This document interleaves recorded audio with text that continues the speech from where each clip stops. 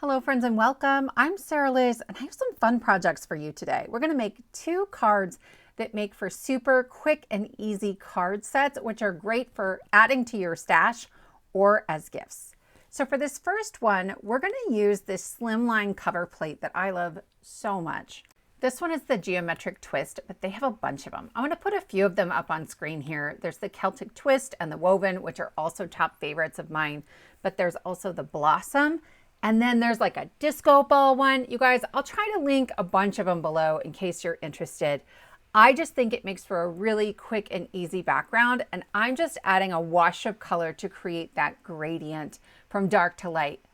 Then I'm going to add this onto some glitter paper.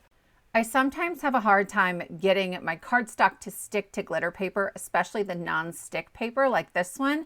So I use Nuvo Deluxe adhesive. I find that that works best, though you do have to sort of press on it. Just let it sit there for a little while, but it will hold just fine. You also don't have to put glue all over the back of it, right? I go around the edges and then a few dots in the middle, and that's enough. For a sentiment, I'm going to use this big Celebrate cut and foil. I love these. There's the sentiment die, the sentiment shadow die, and a hot foil plate for the sentiment. And so you get lots of mileage out of them, and they're huge. I just used the thanks in my last video, but there's also a hello, an Easter, and a joy, and I adore them.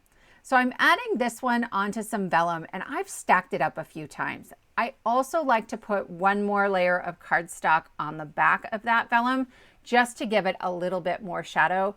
But if you were in a hurry, you don't have to stack it up, right? This is just something that I love to do. I know that I'm giving this as a gift set to my mother-in-law, and so I like to make them extra fancy for her. It only takes a couple extra minutes to do that stacking. I like to put the glue on there and then I lay it down on top of it. If I don't have the shadow on there as well, I can then use my fingers to sort of wiggle that wet glue and make sure that everything lines up. That cover plate is 3 inches by 6 inches, and so I'm gluing it onto a card base that is a piece of 6x6 cardstock that I've folded in half, and it's really easy to just get that lined up. Then I will add glue onto the back of the Celebrate, and I'm going to put this kind of off center and at an angle because I want to leave room for an optional sub-sentiment later. But we'll make all the sub-sentiments at the same time after we finish our second card. I like Celebrate here as our primary greeting because it's so versatile and it fits for so many occasions. Plus it adds great shine on top of the glitter that's peeking out from behind that cover plate. For our second card, we're going to make a shape card. This is the Cupcake card die, and I love this. It's so super quick. I'm going to step it up a little bit, but if you choose not to do the ink blending, it still looks fabulous and it's really quick and easy. I'm just coming in with my blending brush and a medium ink on the sides to create that illusion of roundness and a little bit from the bottom. Since cupcakes tend to go out towards the top, there's usually a shadow towards that bottom. I'll put a little ink in the middle just to hit those debossed lines, and that's it. Then this is the cake on my cupcake, and I'm hitting it lightly and sporadically with some latte ink just to make it look like it's actually been in the oven.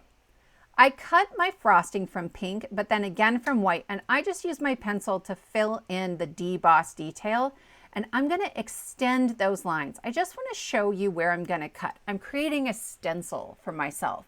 Some people can come in with markers and add a little bit of shading and it looks magical, but that's pushing outside of my skill range for markers. So I am just going to cut along that debossed line and then extend it, but I don't want ink all along it, only where the debossed line was. So I'm coming in from the side. Note to self, the pencil smears with dye ink. It actually turns out beautifully. I think it added some extra shadowing, but be aware of that if you're using a light ink and you don't want pencil to show up in there. You don't actually have to draw the pencil lines at all. So again, I started at the debossed part and followed the line and then just extended it, and I'll come in from the side, right? I only want that shading where the die left that impression and then a little bit higher. And I will continue to do this on either side, okay? So I'm just coming in from the side.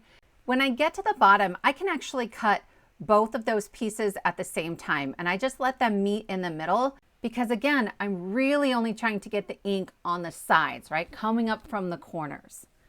If you wanted to make a bunch of pink frosted cupcakes, you could just cut them all and use that stencil one layer at a time through all of those sets of frosting. But sometimes I want lots of different colors of frosting on my cupcakes, which is what I'm doing here. So I am putting some packing tape on a piece of white cardstock, and then I'm going to run that die through my die cut machine. I cut the top off just like before, but I have 3 different colors of frosting, and I'm going to use the same stencil for all of them. That packing tape is going to act as a slick surface where I can just wipe that ink off, and I can go from my darkest to my lightest color without cross-contaminating any of my ink. So I did this just like before, going one layer at a time and cutting down my stencil along the way. And I tell you what, it wasn't until I was almost done that I realized there's an even easier way. The curve for that frosting is pretty much the same on every layer. So here, I actually have 2 layers of frosting that still need ink, but I'm just going to go ahead and cut those 2 pieces at the bottom. All I have is that tiny strip at the bottom of the frosting, right? Then I am going to glue this onto some scrap cardstock because that's not a lot to hold on to, and I need to be able to mask underneath that. I let it dry for a minute, and then I went up, and you can see in the middle on the right, there's a spot I haven't ink blended yet. Well, the curve is the same. You can just create this one mask. Again, I would probably use packing tape on that so that I can clean it off as I'm switching from color to color, but that's it. I can move from yellow to teal to purple and create a rainbow of frosting with beautiful ink blending, and it's really quick and easy. And then I'll just keep that mask in my packaging with the rest of the die set, and I can use that anytime that I want. To give this a little extra something, I sprayed it with some Shimmer Spritz. You wouldn't have to, totally optional. It's not picking up real well on camera, but I promise you it is very sparkly. This is the card base. It will fit through your standard die cutting machine just fine. And I'm going to tape it shut because it wants to pop open right now. And I'm going to glue my pieces down. You guys are going to see how quickly this comes together. There is a white border that goes all the way around the outside, but the other pieces nestle together. Okay, so when I go to put the cake on there, it fits like a puzzle piece right into the liner. Then the frosting will overlap the cupcake a little bit. So I'm just looking to create the same border around the frosting that I have on the bottoms and the sides of that cupcake liner. This is beautiful. You can add a candle. There's a die in the set. You can add a cherry, which is in there, the word wish, which is beautiful, and it has a shadow. But I'm going to use the same Celebrate I was using before. To be clear, this no longer fits in an A2 envelope, but I'm fine putting it in a 5x7 or an A6.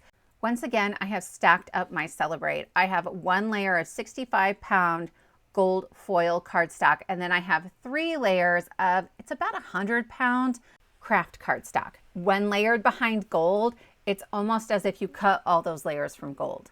When I go to add this to my cupcake, I'm again putting it at an angle, and I only put glue in the center, and it's so cute. You guys, this card can be used for so many things. But to help make it clear what occasion it's for, to make the card feel a little more special when we give it out, this is a stamp set that is incredible. It's called A Sentiment for Almost Everything, and it is exactly that. Retirement, Halloween, graduation, birthday, just because, New Year's, it's got all the things. And I just taped the entire stamp set inside of my Misty, and I'm gonna white heat emboss this on black. I did the same thing and gold heat embossed it on black, and I stamped black on white. I just made a handful of these. I also stamped it just onto some printer paper, and then I found the dies that go with the sentiments I want, and I taped them really securely in place, and I cut them out. Then I can lay that printer paper over top of my sheet where I have all my heat embossed sentiments, and they cut out perfectly and beautifully. There are so many bubble cut dies in the coordinating die set that this is also a really great way to keep track of which dies go with which sentiment. So in the end, I made 8 cards. For 2 of the Celebrates, I decorated them a little bit more. These supporting script sentiments also are great for sub-sentiments. And then I use the Pesky parameters for the flower and the heart from the circle shape card. It makes like a donut shape card, which is awesome on that other one. But really any small die cuts would work there. And then here are my sub-sentiments. I put 1/8 inch double-sided tape on the back of them so I can give them as a gift with the cards, and they can decide later which sentiment is best. I hope this inspires you, especially if you like to give card sets as gifts. I would love to know which of these 2 card styles is your favorite. Thank you so much for spending your time with me, and I will see you next time.